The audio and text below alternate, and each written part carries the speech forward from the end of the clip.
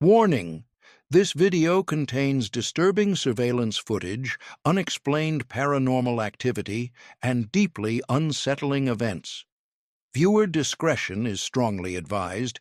This content may be inappropriate for individuals under 18 or those sensitive to fear-inducing material. If you are under 18 or easily frightened, please do not watch. You're sitting at your desk. It's 2 in the morning. The house is dead silent. You've turned off every light except the dim glow of your screen. And then you see it. A chair, in an empty room, slowly slides backward across the floor. No wind, no person, no logical explanation. You tell yourself it's a camera trick. You tell yourself it's a fishing line.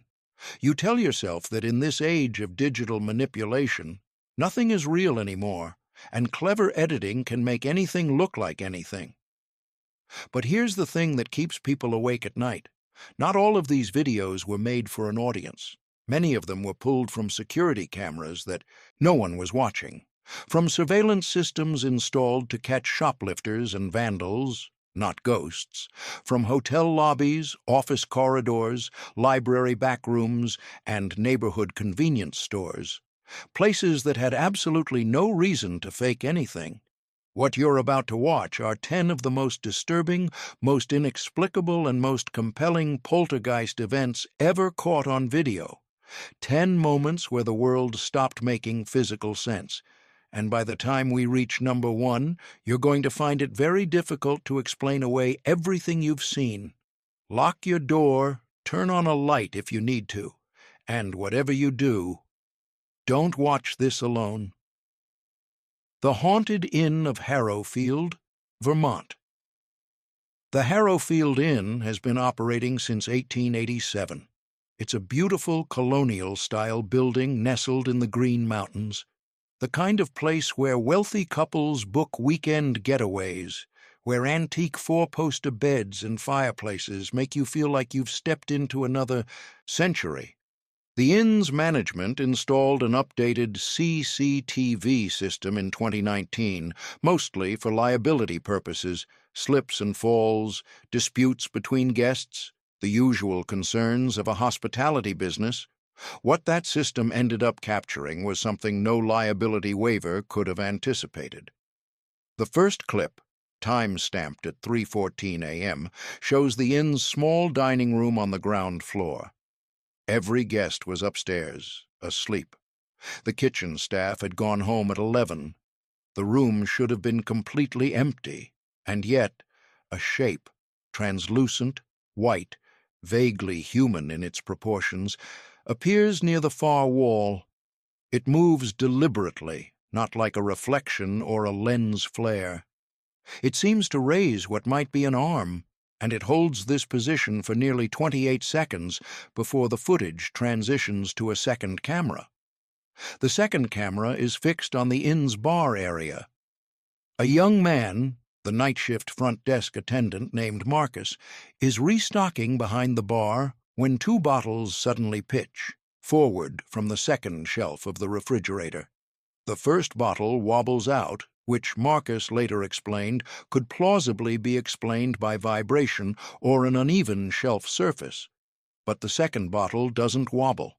It launches outward at a sharp diagonal angle, as if something reached in and shoved it hard. Marcus flinches back. He doesn't scream. He just stares. The third clip is perhaps the most disturbing of the 3. Shot from an overhead security angle near the bar counter, it shows a highball glass sitting undisturbed between 2 cocktail shakers. The room is still. Marcus has stepped away. There is nobody within 4 feet of the bar. The glass shatters, not falls, not tips over, shatters from the inside out, as if squeezed by an invisible hand, or as if something above it, something we cannot see, dropped directly onto it from the rack where the other glasses hang overhead. The Harrowfield Inn's general manager, Sandra Whittier, reviewed the footage the next morning, when a housekeeper reported finding broken glass behind the bar. She told a local Vermont news outlet that she had initially assumed a guest or a staff member had broken the glass and not reported it. After watching the footage 3 times, she stopped assuming that. She has not publicly stated whether she believes the inn is haunted, but she did confirm that the footage has not been altered and that the cameras were functioning perfectly that night. You decide what happened. The buffet at Riverside Community Center, Ohio. There's a peculiar detail that makes this next video so hard to dismiss. The camera that recorded it wasn't set up to capture paranormal activity. It was a standard overhead security feed installed by the local county administration to monitor the community center's main dining area during publicly funded events. The event that evening was a church potluck, a completely ordinary Midwestern gathering of folding tables, casserole dishes, and middle-aged women in comfortable shoes. Approximately 60 people were present. The cameras were rolling. At 7:48 p.m., a young woman in a floral blouse, later identified as a local school teacher named Donna, finishes eating and gets up from her table to visit the dessert station across the room. Her table, which had been piled with plates, a pitcher of lemonade, a bowl of fruit salad, and 2 serving platters, is now empty of people. Then, one by one, the items on the table begin to move. The pitcher tilts toward the edge. The bowl of fruit slides nearly a foot to the left. 2 plates at the far end of the table tip forward and fall.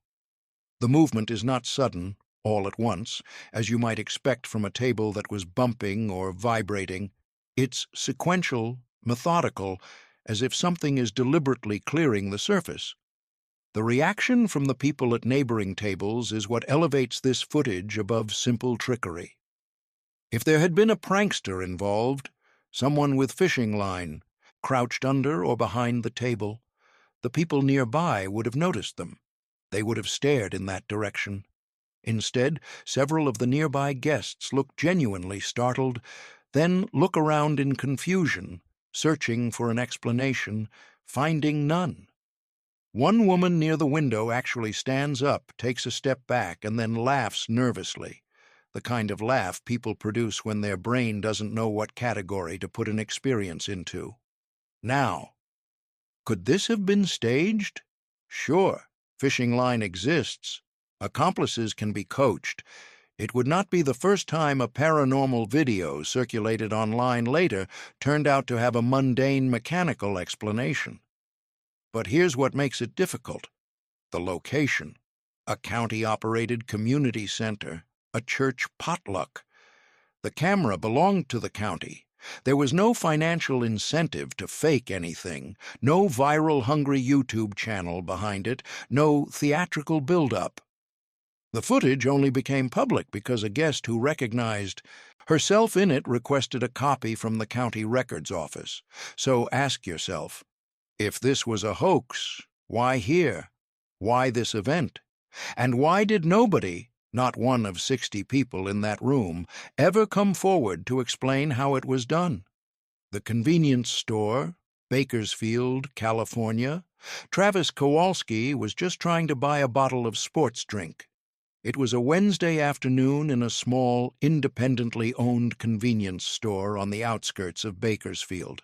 Travis, a construction worker in his early 30s, was browsing the beverage aisle when, according to the security footage, something deeply strange happened behind his head. A small orange package, the kind of travel-sized snack item that sits in wire display baskets, rose upward from its shelf and appeared to hover in the air for approximately 2 seconds before dropping to the floor. At the same moment, a similarly sized green package fell from the shelf below, but at an angle that did not match a simple toppling motion. It moved outward, as if pushed from behind by a pressure that wasn't visible. Travis didn't see it happen in real time. He was bent forward, examining a label, but the store clerk, a 19-year-old named Jalen, saw the entire thing from his position behind the register, and his reaction is what makes the footage remarkable. He goes absolutely still. Not startled still, not confused still, completely, utterly rigid, the way a person freezes when they've just seen something that doesn't belong in the world they thought they understood. He stares at the aisle for a full 7 seconds before Travis stands up and notices the items on the floor. Travis picks them up. He looks at the shelf. He looks at the ceiling. He puts the items back and goes to the register.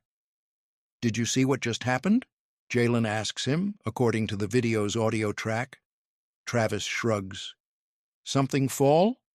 "No, man. Something floated." The video ends there.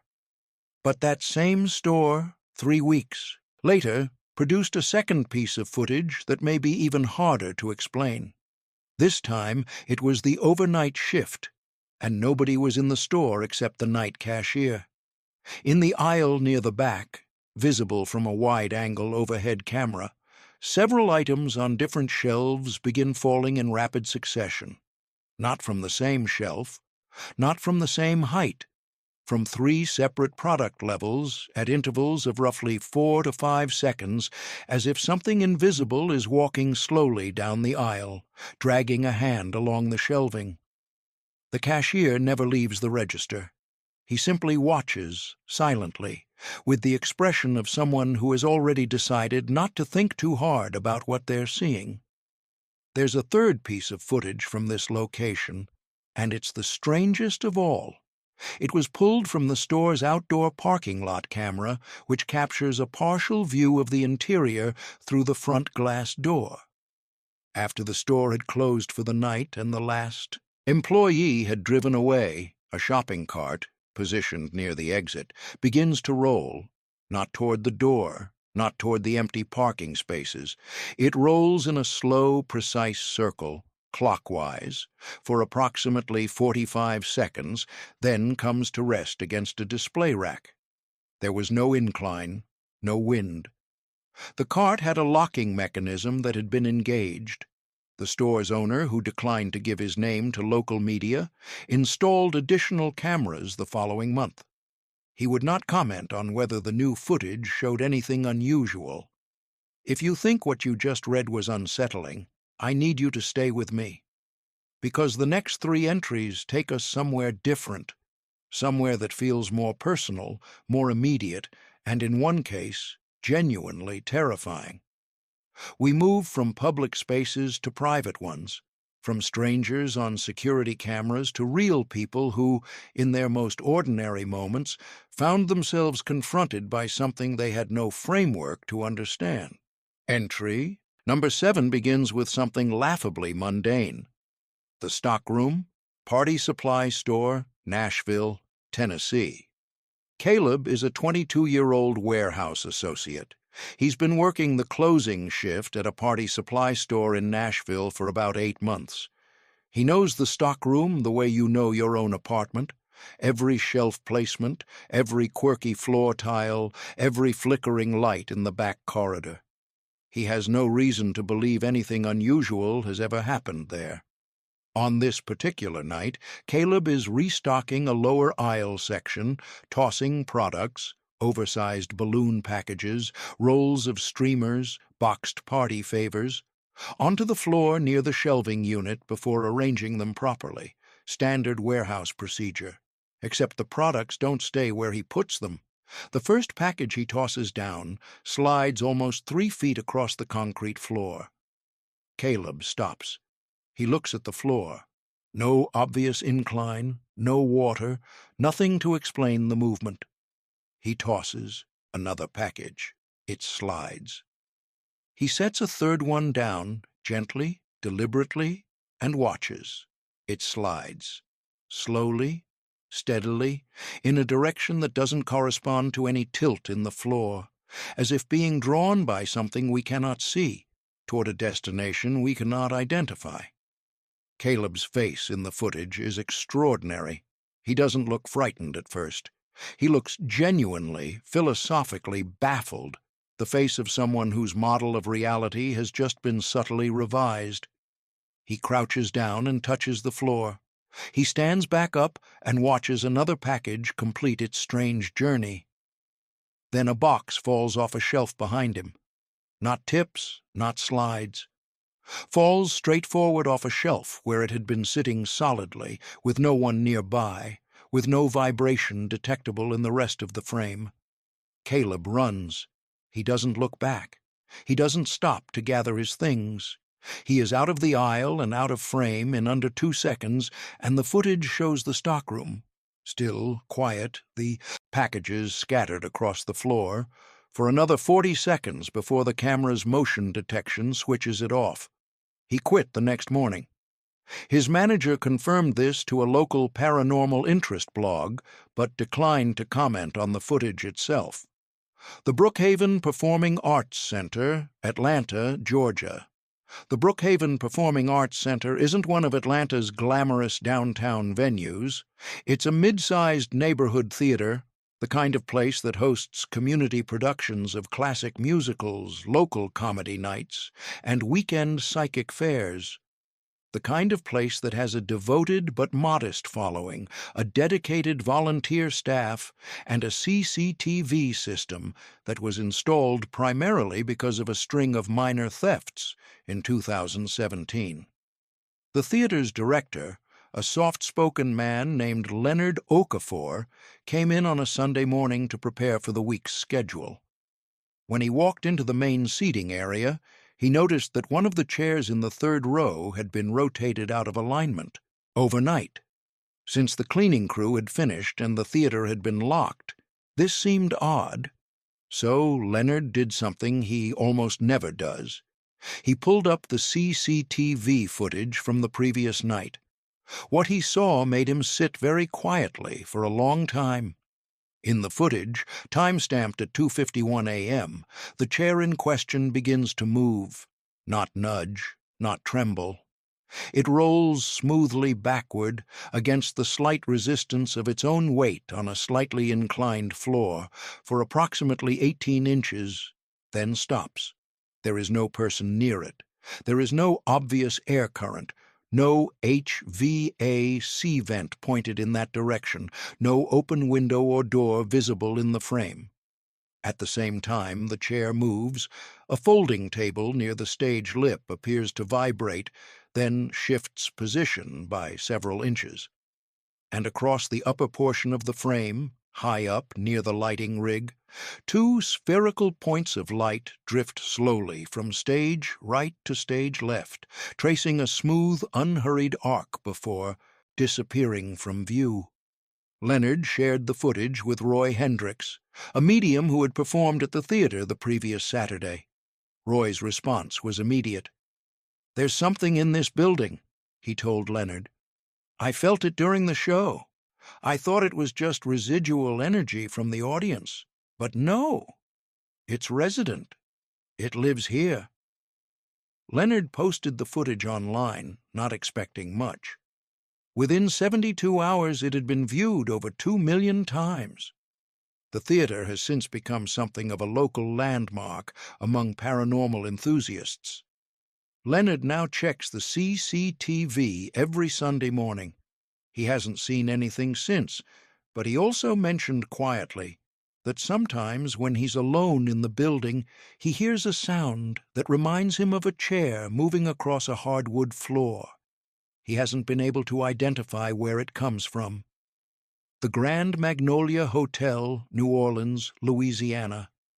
New Orleans is, by reputation, one of the most haunted cities in America. It has the history. For it, centuries of layered suffering and beauty, of Spanish, French, and African cultures, colliding in ways that left deep marks on the city's architecture, its streets, its spiritual practices, and possibly, some believe, its very atmosphere. The Grand Magnolia Hotel is a fictional name. The actual property has asked, through a legal representative, not to be identified by name following the incident described below. What we know is that it is a historic hotel in the French Quarter, operating since the 1880s, with a dining room that has served guests continuously for over a century. A woman, we'll call her Patricia, was the only guest in the dining room for an early breakfast on a Tuesday morning in late October. She was visiting from Chicago for a work conference and had been perfectly comfortable in the hotel up to this point. She was reading on her phone, drinking coffee, waiting for her eggs. The first chair moved at 7:18 a.m. across the dining room, not at Patricia's table, but at an empty four-top near the window. A chair slid backward from the table approximately 12 inches. Patricia looked up. The room was empty. She looked back at her phone. The second chair moved at 7:19. This one was at the table directly beside hers, again empty. This time the motion was sharper, faster, as if pulled by a sudden burst of force. Patricia stood up. She would later describe what happened next in a statement provided to the hotel management, which was subsequently obtained by a paranormal research group. I started to walk toward the exit by the service corridor. I wasn't running. I didn't want to look foolish. But before I got to the door, the table in front of me, a large wooden dining table, easily 150 pounds, was lifted off the floor and pushed against the door. I watched it happen. I saw it rise and move, and then something hit me from behind, and I was on the floor. The CCTV footage confirms everything she described. It shows, in the wide-angle overhead view of the dining room, chairs moving, a table rising 3 to 4 inches off the ground and sliding with visible momentum, and Patricia stumbling and falling near the blocked doorway. She was unconscious for approximately 40 seconds. Hotel staff found her when they arrived with her breakfast order. She was not seriously injured, but she checked out of the hotel within the hour, leaving behind most of her belongings.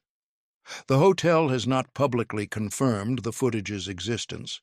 The paranormal research group that obtained it has released selected frames, but, to date, has withheld the full video. It is, by almost any measure, the most dramatic poltergeist event on this list, and it was only number 5. We've covered public dining rooms, hotel bars, stockrooms, and theaters. We've seen objects float and fall and shatter and slide. And with every entry, the events have become a little harder to explain, a little more intimate, a little more impossible to file away under probably a hoax. Now we go somewhere more private, a library, a house, and a kitchen. Millbrook Public Library, Millbrook, New York. Small-town libraries are, in their own quiet way, some of the most atmospheric buildings in America. They carry a particular weight, the accumulated presence of everyone who has ever passed through their doors, sat in their chairs, opened their books, lived their interior lives between those rows of shelves. If you believe that places can absorb human experience and hold it the way stone holds heat, public libraries are perhaps the most saturated buildings in existence. The Millbrook Public Library is a modest building. Brick exterior, hardwood floors inside, high windows that let in long afternoon light. It closes at 8 p.m. on weekdays. The staff sets the alarm, locks the doors, and goes home. What happens after that is not something any of them can account for directly, but the security cameras can. The footage in question was captured at 1:37 a.m. on a Thursday in November. The library was empty, alarmed, and locked. There was no authorized person inside. The cameras show the main floor, rows of shelves, the circulation desk, the reading area near the windows, in the standard greenish tinge of nighttime infrared recording. Near the end of the biography section, a hardcover book sits on the reading table. It had been left there by a patron who'd been using it before closing and hadn't returned it to the shelf. It sits flat on the table, cover up. Then it doesn't. The book, slowly, with what appears to be deliberate intention, rises from the table's surface, not dramatically, not violently, It lifts approximately 6 inches off the table surface, pauses, and then drops back down with a soft impact visible in the slight vibration of the table. At the same time, in the background of the shot, a hanging mobile, a decorative piece made from laminated cardstock book covers suspended from the ceiling by thin fishing line above the children's section, begins to rotate. Slowly at first, then faster. There is no air current visible in the rest of the frame. Nothing else in the shot is moving.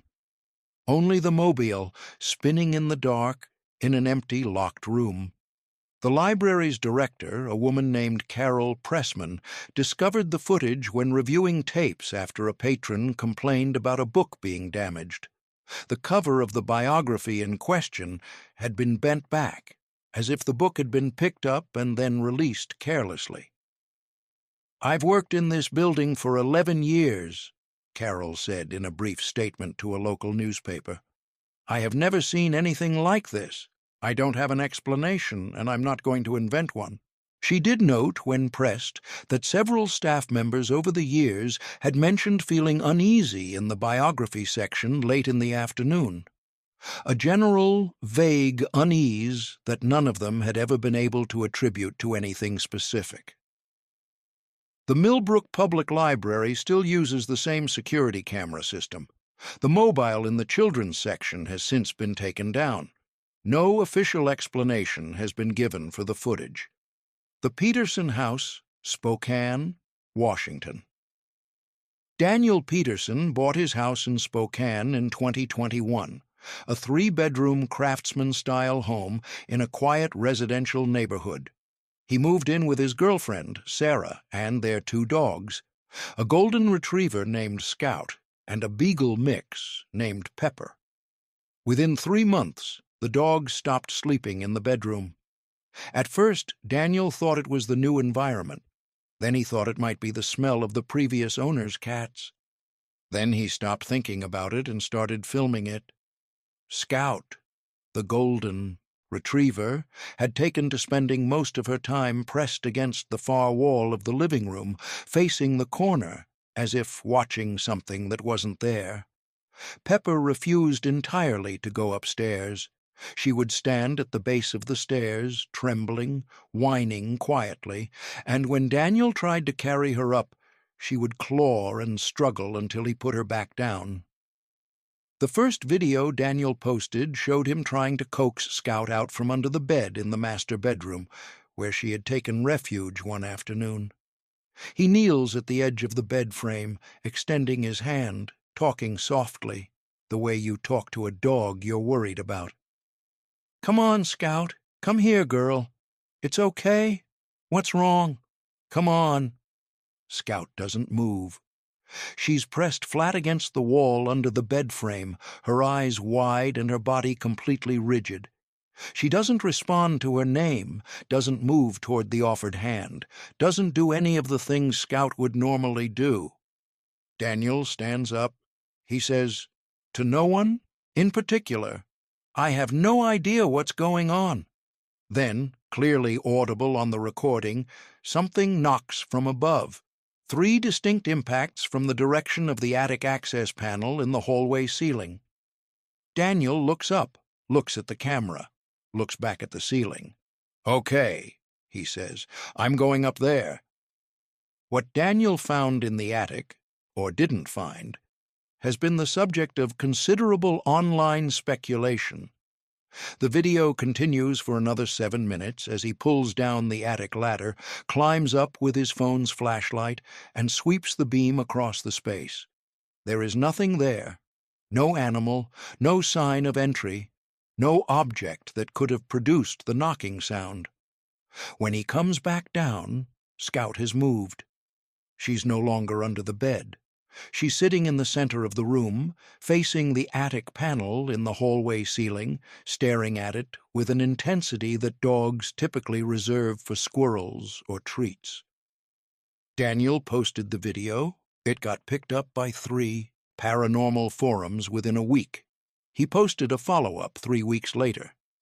In it, he describes a series of additional events, lights turning on overnight, a kitchen cabinet repeatedly found open in the morning, a smell he describes as like old books and iron that appears and disappears in the hallway. His tone throughout the follow-up is remarkably calm, the equanimity of someone who has arrived through sheer repetition of unexplained events at a kind of exhausted acceptance. "I've stopped trying to explain it," he says at one point. "I've started just documenting. The dogs still won't go upstairs." The kitchen footage, Portland, Oregon. There is very little context available for this video.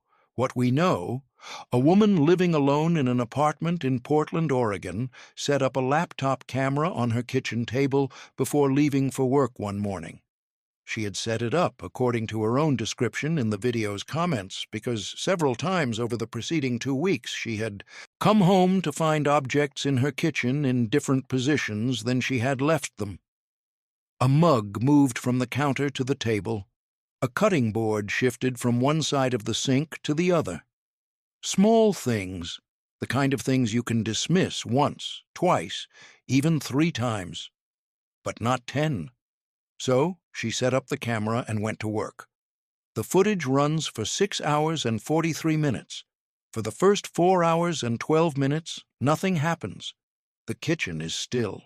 Morning light shifts to afternoon light. A fly explores the window for about 20 minutes and then leaves. And then, at the 4-hour and 13-minute mark, the cabinet above the refrigerator opens on its own.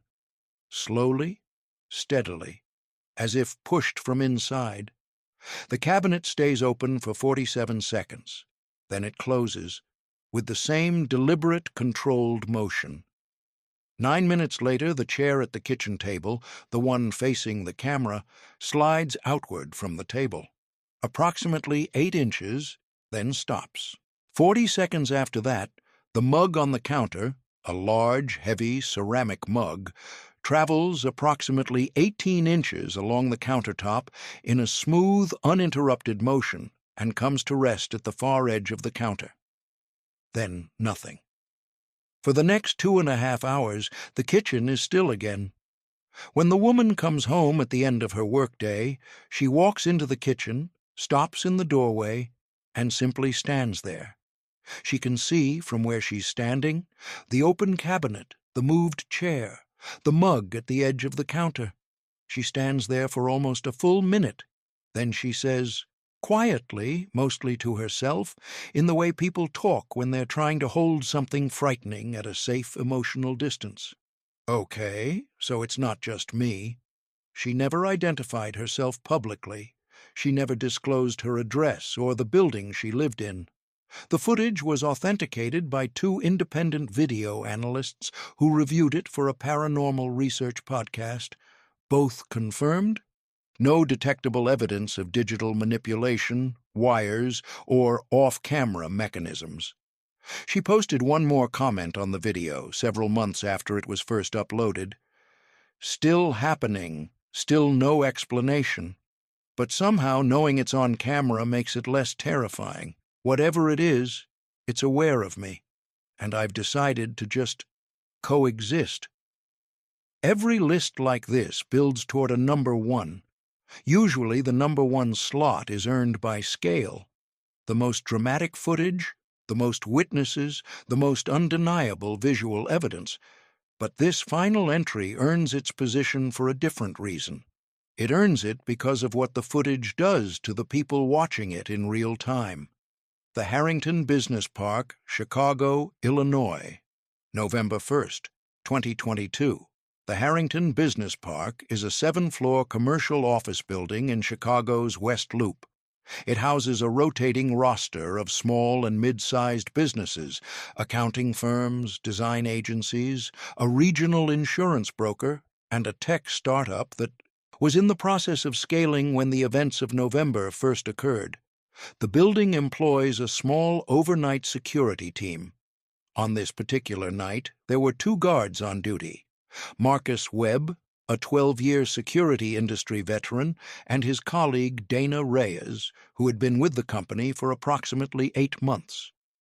Their job, among other things, was to monitor the building's CCTV system, 17 cameras covering the lobby, elevators, corridors, stairwells, and the parking structure below.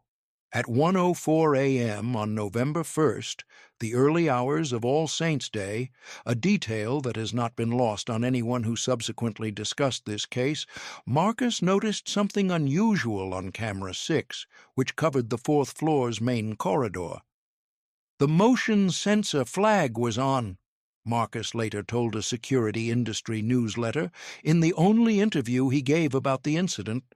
But when I pulled up the feed, there was nothing moving in the corridor.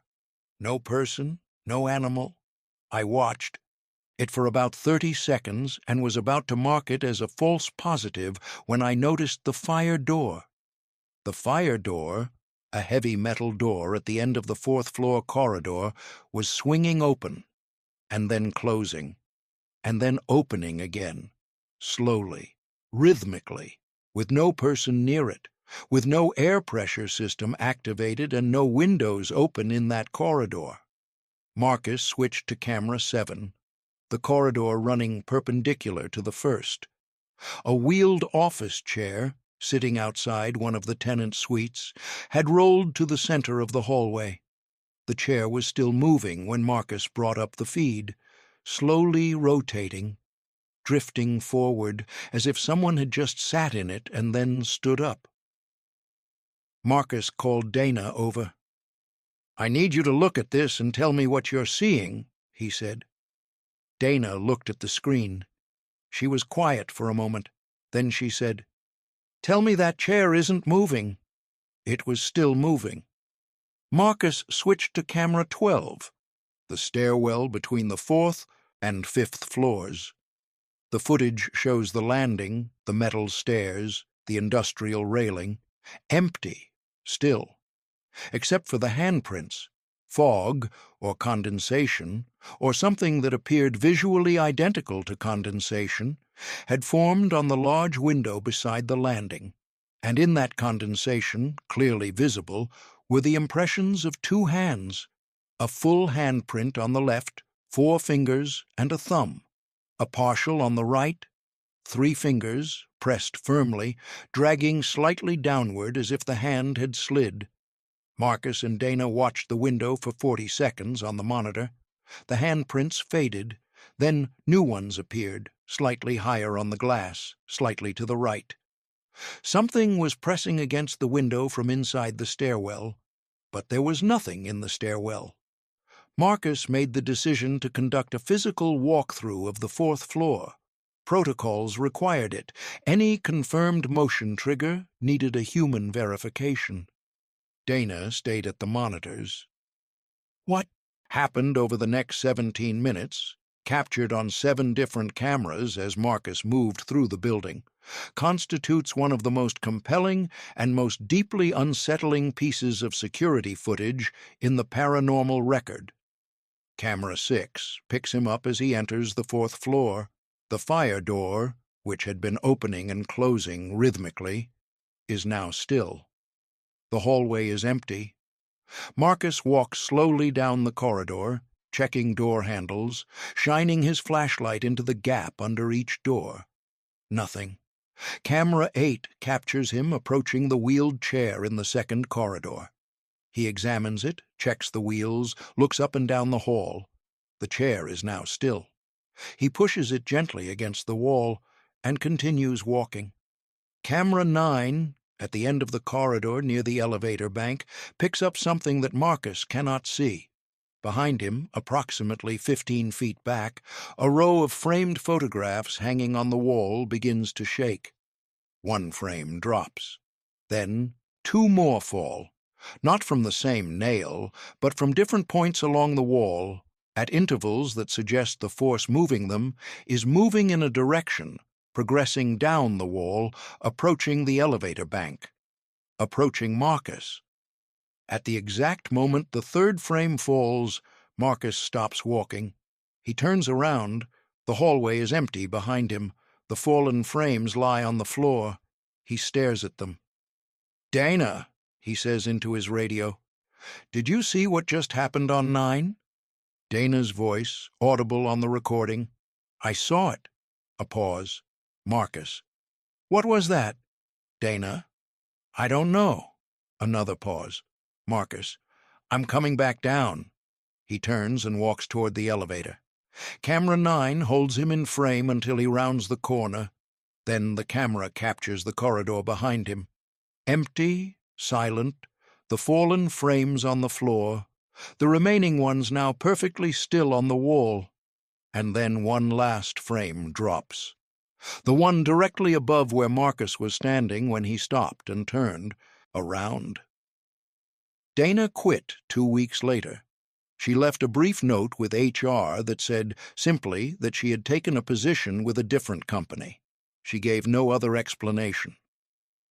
Marcus continued working at the building for another 4 months. He still declines to talk about the incident in detail. In his one interview, when asked what he thought had happened that night, he was quiet for a long time before answering. "I've been in security for 12 years, he said. "I've worked in hospitals at 3 a.m. I've worked in warehouses where the loading bays creak all night and sound exactly like footsteps. I know the difference between a building settling and something that doesn't have an explanation." He paused again. That was something that doesn't have an explanation.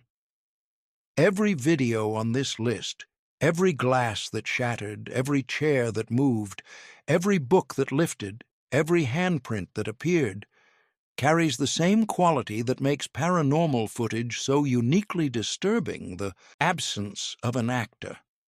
Horror movies are frightening because we know, intellectually, that there is a monster with a costume or a serial killer with a script. Even the scariest film in the world gives you the comfort of knowing that what you're seeing was performed for your fear. Someone put it there for you to be afraid of. But a surveillance camera doesn't perform. It doesn't have an audience in mind. It runs because it runs, and when something extraordinary happens in front of it, it captures that thing with the same flat, unblinking neutrality it brings to capturing nothing. There is no music. There is no camera angle chosen for maximum impact. There is only what happened, in the frame, at that time, on that date. That's what separates the best paranormal footage from ghost stories. Ghost stories want you to be scared. Surveillance footage just shows you what it shows you.